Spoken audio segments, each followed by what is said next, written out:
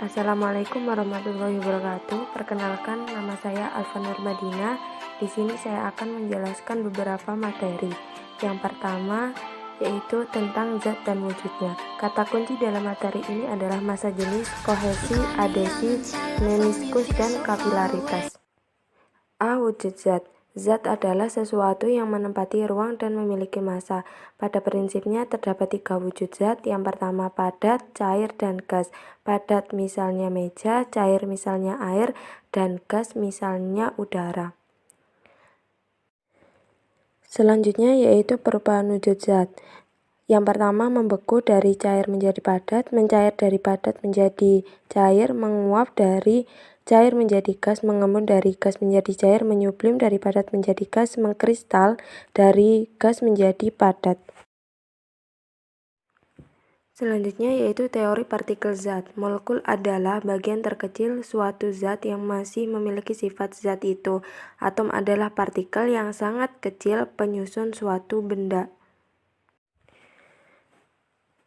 Poin pertama, partikel zat dapat bergerak. Ukuran partikel sangat kecil sehingga kita tidak dapat melihat partikel secara langsung.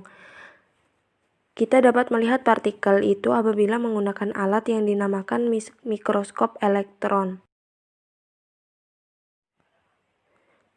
Selanjutnya, poin yang kedua, susunan dan gerak partikel pada berbagai wujud zat. Pada zat padat, sifat, bentuk, dan volumenya tetap. Pada zat cair, sifat, bentuk berubah-ubah dan volume tetap. Pada zat gas, sifat dan volume berubah-ubah. Selanjutnya, gambaran ilustrasi susunan partikel pada zat padat, cair, dan gas.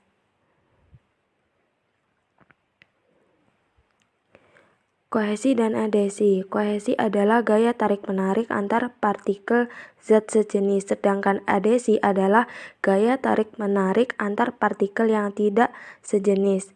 Cembung dan cekungnya permukaan zat cair dalam tabung disebut meniskus. Ada 2 macam meniskus. Yang pertama meniskus cekung dan meniskus cembung.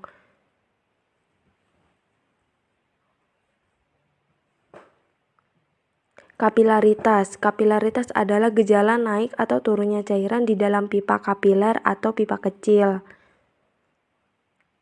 Massa jenis yang akan saya bahas adalah massa jenis. Untuk menentukan massa jenis suatu zat diperlukan membagi massa zat dengan volume zat,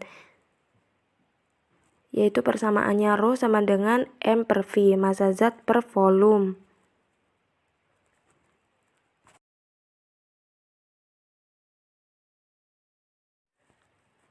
Materi selanjutnya yang akan saya bahas adalah teori kinetik gas.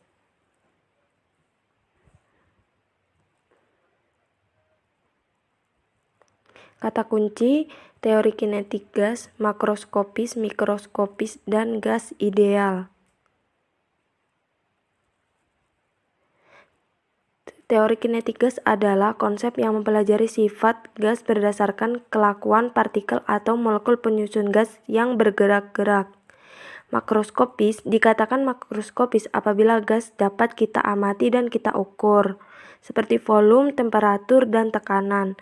Sedangkan mikroskopis yaitu suatu keadaan yang tidak bisa diamati dan diukur, seperti kelajuan massa tiap-tiap partikel penyusun inti. Gas ideal terdiri dari partikel-partikel yang disebut molekul dalam jumlah besar. Molekul ini dapat berupa atom kelompok. Persamaan umum gas ideal ada 4, hukum Boyle, Charles, Gay-Lussac, dan Boyle-Gay-Lussac. Teori yang pertama yaitu menurut hukum Boyle. Robert Boyle pada tahun 1627 sampai 1691 mengatakan hasil kali tekanan dan volume gas pada temperatur tetap adalah konstan dengan persamaan P kali V sama dengan konstan.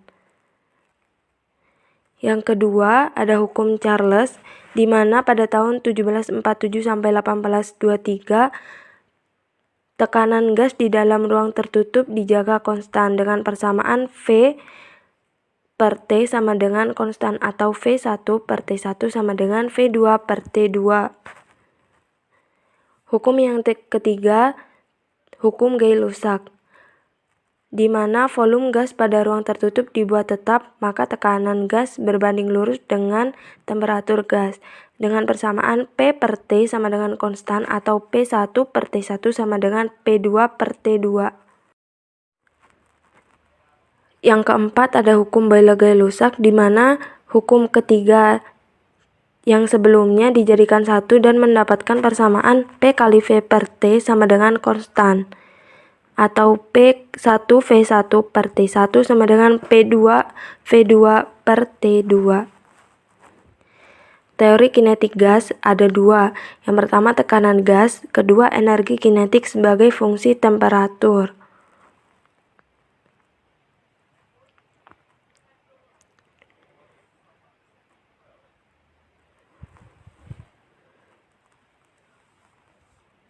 Yang pertama tekanan gas. Walaupun arah kecepatan molekul tidak sama, namun besar kecepatan molekul gas ke semua arah dapat dianggap sama.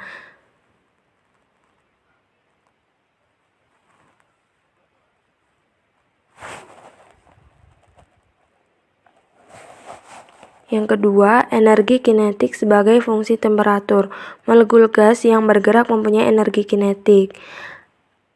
Kembali ke persamaan tekanan sebagai fungsi rata-rata, maka didapatkan persamaan P kali V sama dengan 1/3 NmV kuadrat. Selanjutnya yaitu materi tentang larutan.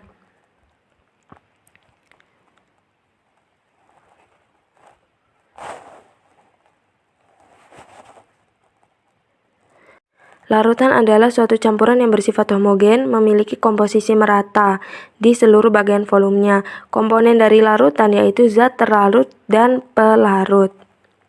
Zat terlarut adalah zat yang terdispersi atau tersebar merata dalam pelarut, sedangkan pelarut yang mendispersikan komponen-komponen zat.